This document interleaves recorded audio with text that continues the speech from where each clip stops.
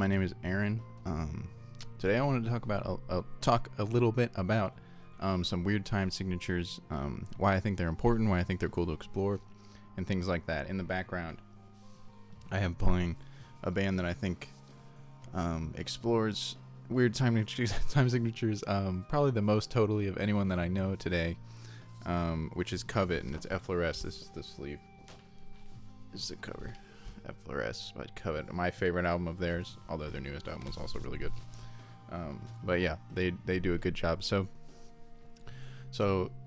firstly, I would just say that strange time signatures can be pretty evocative and kind of strange, and maybe a little disorienting at first if you're first getting into music that uses strange time signatures.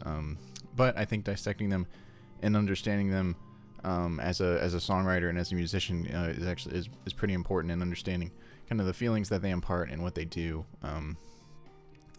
to music that we're writing. I think it's an important thing to think about, because it is a musical device, and I would say that rhythm, and there's a million arguments to make about this in each direction, but when I first was thinking about this, I was thinking that rhythm is kind of the least explored aspect of music, especially these days, and that really depends on what you're doing, what you're listening to. If you're talking about somebody like Covet, it's probably the most explored, although they do some very interesting melodic and harmonic things. Although rhythm is interesting in that it kind of embeds itself in each of the aspects of music. Melody has a rhythm, harmony has a rhythm, and the rhythm section, drums and things like that, have rhythms, very obviously. So it makes sense to me that it should be explored more. And so, yeah, that's just kind of my spiel on that. So when I first started exploring music more, when I started getting really into music, kind of near the end of high school, I started to realize that some of the music I was listening to had kind of off-kilter and broken feelings to the rhythms. I couldn't really count them in the way that I was used to. I'd kind of be inevitably thrown off by what sounded like hiccups in the rhythm, and I didn't really understand why that was. So one example that I thought of is made by a band called Morningsiders. They have a song called Empress, and it has not a very off-kilter feeling to it, but it definitely has a hiccup in the rhythm. And originally I thought it was just kind of a waltz 3/4 type thing going on, but I was always thrown off what turned out to be 3 bars into the beat, and it was pretty frustrating, because at that time I was really trying to understand rhythm and stuff, so I was kind of counting all the songs that I was hearing, trying to find the beats and things like that. And every time I did that on the song, I would inevitably come up short, or kind of just get lost and ultimately frustrated. So eventually I just decided to count the beats until they started over, which I never made it to this number because I didn't think that beats went this high. But essentially the song is in 11/4. Or at least the verse section of the song is in what you could call 11/4. There are 11 beats per measure, per bar of the song. It has kind of it's just kind of a confusing thing to understand. So when I first realized that, I was like, well, how can someone write a song? Because the song does not feel kind of disjointed and nonsensical as one would think that a song with written in 11/4 would. It sounds very flowing, and it sounds like a well-written song. And so this kind of opened up a new world for me, and kind of I started listening to a lot of new music like this. But and I was able to figure it out. A lot of songs, some songs I was not. One good example is a song by Covet called Jolt, which almost seems to have no rhythm. And that's obviously not the case, because there's literally drums and bass in the song, so clearly it has a rhythm. It has a rhythm that you can follow, but I'm not totally sure that it's subdivided into numbers. I don't know yet. I still am trying to figure that out, and I'm not don't want to Google it, or which I'm not totally sure I'd find any information on that anyway, because not very many people. Well, I don't want to say that. I don't think there's the appreciation for code out there that there should be, and so in that way, I'm not sure a lot of people have actually explored that, especially the piano EP, because I think it's only a couple of years old. But anyway, back to the Morningsiders example. I began, feel these things more naturally, as I said, and for the Morningsiders song, for example, it doesn't feel disjointed and uneasy. So the hiccup that I felt in the song didn't feel, hiccup's not even really the right word. It was a road bump, and that's not the right word either, because those things can be kind of jarring and disjointed. It felt flowing, but it didn't feel necessarily natural to my ears, I guess is the way that you would say that. And I think when you're thinking about a song that's in 11/4, you can either think about a song that's in 11/4, you can think about it as being in 11/4, or you can think about it as a waltz with a 2/4 bar, which is essentially what's going on here. You can count the song 1 2 3 1 2 3 1 2 3 1 2 1 2 3 1 2 3 1 2 3 1 2, and I think that that addition of a 2/4 bar into a waltz kind of adds this kind of sense of anticipation. It's kind of like a sense of eagerness, like you're flowing, and then all of a sudden you get this kind of this shortened section that almost makes the next section feel that much more resolute, which is kind of, I think, the device that they use very well, because when they get to the chorus, they go full on into a 3/4 section, and it's very grandiose, and it feels very resolute, feels very cemented in its beat. And I think that 2/4 section that's in the verse part, really leads your ear to that. It really adds that tension of the 11/4 section, the 3/4 with the 2/4 section, really is resolved very, very well in the chorus. And I think that's ultimately kind of what these strange time signature songs are trying to do, is to explore tension in a different way. Because normally, when I first thought of tension, I thought of strange chords, maybe accidentals and things like that. They'll add a lot of tension sonically, and not that rhythm isn't sonic, but the adding tension in the feeling of a song, and feeling bleeds into harmony and rhythm, but adding tension to the rhythm of a song, it's really the only way I can think to say it, is interesting, and I think in some ways a lot more evocative, because it's really easy to just kind of let a melody or harmony go on and to understand that, but a disjointed and intense rhythm is very disjointed and tense. It's gonna make you, because we're so used to feeling rhythm. Rhythm is what you like bop your head to and stuff, and it's kind of what your ear latches onto a little bit, because every section of the song is connected to that rhythm. And so in that way, I think rhythm it's in some ways the hardest, but also I think can be the most satisfying aspect of music to explore and mess around with a little bit, and satisfying in the way that it resolves the best, because once you get to this 3/4 section of this song, you're just like, yeah, like it's very satisfying, and I really appreciate that song, and I appreciate the Morningsiders for doing something like that. And I wouldn't say that's a particularly experimental method of rhythm exploration. Throwing in a bar of 2/4 is pretty, to the extent that rhythmic variations are standard. It's fairly standard, especially if you go back to things like classical compositions and things like that. Throwing in a bar of 2/4 is just kind of, sometimes people do it in pop music. I mean the Beatles were pretty popular for doing things like that. It kind of adds this it just adds a little bit of extra like, what's next? Like but it's powerful, and it's been proven to work, and clearly. But another example that I want to talk about, and it was actually just playing like 3 or 4 minutes ago, is a song by Covet, called Falcor. And I just want to say that I love these guys, and they're wacky and at times kind of confusing use of rhythm. I find it to be very effective and very interesting listening, especially if you can you kind of have to. When I first started listening to them, I was drawn to a few of their songs, and then other songs I was like, okay, calm down with the rhythmic changes and things like that. But then as I listened more, that sense of tension and release really started to make sense to me.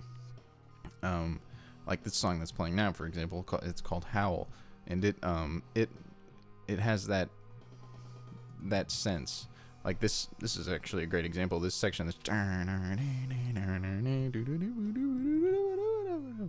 it's very I don't really know how to explain this, and I haven't explored these guys enough yet because I'm fairly new to them, and I still, but there's a, I don't know. Anyway, back to Falcor. The really impressive part of Falcor that I find, because this song is dealing in some very strange and complicated kind of time signature weaving and things like that. I think it starts in 4/4, fairly simple. It has a very catchy and boppy, to use a word that Yvette Young uses, boppy riff in the beginning, but it very quickly moves on to this section that is alternating from like 7/8 to 9/8 to 10/8, and the melody is seemingly it's not unconnected, but it's a very disjointed melody that's going to all these different places that you don't really necessarily expect it to, but it also it does have a flow to it. Like you can bop your head to it, but as soon as you start to, and not necessarily bop your head, but you can feel because I wouldn't necessarily say that I don't think there's a lot of people dancing to this song, but I think if you listen to the song, you're not going to be so confused that you're like, okay, turn this off. It's not experimental to the point where it's unsatisfying or unpleasant to listen to. It has a flow to it, and the flow can be kind of confusing, and it's really a phenomenon that I have not experienced, which is why I like these guys a lot, because they're kind of introducing me to this idea. And so the song is, you have this manic kind of driving section, and then you go into this more straightforward, although it's in 5/4, so it's a little less straightforward, kind of dreamy cloud flying section. And that's another thing about this song. It's a sonic encapsulation, kind of a sonic representation of a character from a movie called The Neverending Story, like a 90s movie. And his name is Falcor. He's like a flying dog dragon. I haven't seen the movie. My sister has seen it. I think she's a pretty big fan of it. So I've probably seen it, and I just don't really remember it. But it's made after this dog dragon named Falcor, and there are scenes where Falcor and Atreyu, I believe is the name of the boy who is riding him. He's riding a dragon. And that's what the song feels like. It feels like a ride on Falcor, and I appreciate it for the reason that it's not like you're flying, because I think there is a more, I don't know. It's not there's a sound in my mind when I think of flying. It's, kind of airy and dreamy and probably a little basic, like, I don't know.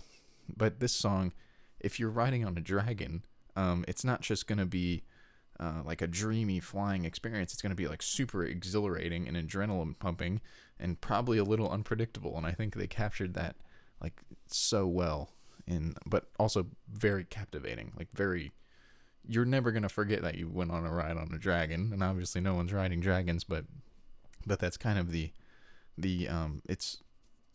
almost seems like the realm that needs to be explored with these weird melodic and rhythmic ideas is kind of not necessarily the fictional world, but but extraordinary experiences are kind of, because the extraordinary is always not always easy to the mind, and therefore the music will not be easy to the ears. It's not always cut and dry. It's usually quite jarring or exciting or exhilarating or confusing. And that's ultimately what I think these strange time signatures are trying to do. Because if music is a representation of life, kind of a sonic representation of life and of truth and of these kind of cornerstone ideas, if that's what art is, then this exploration, this dive into the real, because there's something about, and this is a personal preference, but there's something about 4/4 pop music that just it doesn't always feel real, and that might be kind of part of the draw that one feels towards it. It's kind of an idealized form of music, but these compositions that some of these bands are doing, where they're using using classically strange things that would be considered strange. I don't necessarily want to call them strange because I enjoy them, and I don't think they're strange. I just think they're new, and not even necessarily new. I mean, there are classical musicians didn't even write music really with a rhythm. I mean, it had rhythm, but it wasn't. The rhythm was not like in their mind. They were just kind of writing melodies and things, and then later people would look back and go, "Oh, that's strange. This isn't in 4/4. What is going on?" Like people like, especially once you get later into like the 20th century with Stravinsky and things like that, or Shostakovich, not Stravinsky. I think he was a little bit more straightforward. He would write the weirdest ish. Like his music had no time, and so it's not new, but it is. I think it's at the edges of what music really is, and I think it's often the things that are at those edges that are the most compelling, and interesting, and really worth understanding. There's something about, and not all pop music. I actually think there's a pretty significant revival of good pop music coming out these days. With people like Jacob Collier and Lizzie McAlpine makes really good stuff. Billie Eilish, I like a lot of her stuff. I think, and these aren't. Some people would probably even or refrain from saying that things like that are pop music. But someone like Jacob Collier, I mean, he's writing pop music. It's very detailed and intricate and well done pop music, but those are pop melodies, and especially his last album. I mean, I guess if you go into things like Jesse Volume 1 and 2, I guess I'm just thinking of Jesse Volume 3, but Jesse Volume 1 and 2, were mostly classical, and some of it was like this very warm, acoustic-y sounding stuff. But Jesse Volume 3, that's a pop album. I mean, and like pop, it takes inspiration and influences from all over the place, and that's what good music should do. But yeah, good weird time signatures is what I was talking about, and yeah, I think that's also. And I kind of went on a tangent that didn't really finish itself because I really haven't fully formulated that idea. But I think that exploring these weird time signatures is it's inevitable. Well, not inevitable, but someone has to, because it's an aspect of music and changing norms and changing, messing with things is like the whole job of an artist, and understanding what messing with them actually does. And I think what some people have found, and not all new people, but what people have found is that messing with rhythms can kind of leave you a little uneasy and maybe sometimes confused. Although if it's done well, I think it can actually be very satisfying. But that's reality. That's the encapsulation of reality. It's not always packaged and parceled perfectly for you. Sometimes you have to dissect it a little bit and try your best to understand reality and try your best to understand these weird time signatures. And I think that's a worthwhile endeavor, because once you understand them and once you can feel them more naturally, I think you can really start to enjoy them. Yeah, and I think at this point I'm ranting, and I've really said all I wanted to say about the topic. Check out Covet, Morning Ciders, Jacob Collier, pretty much everyone I've said in this video. They're all worth a look, and there are other people who've done really great things. Ooh, one song that I was gonna mention, I forgot.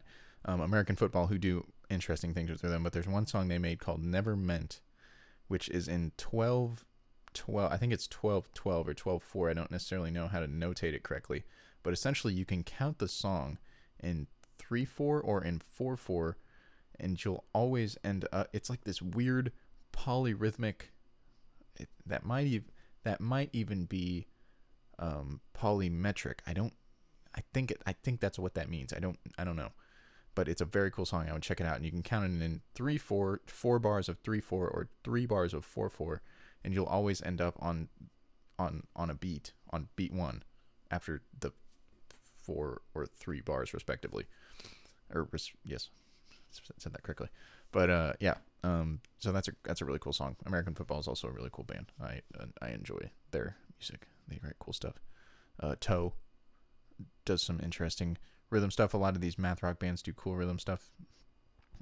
Chan, I kind of like Chan. Not all their stuff though. Oh, Hiromi Wihara. I will mention her in like any video I'm talking about music is Hiromi Wihara.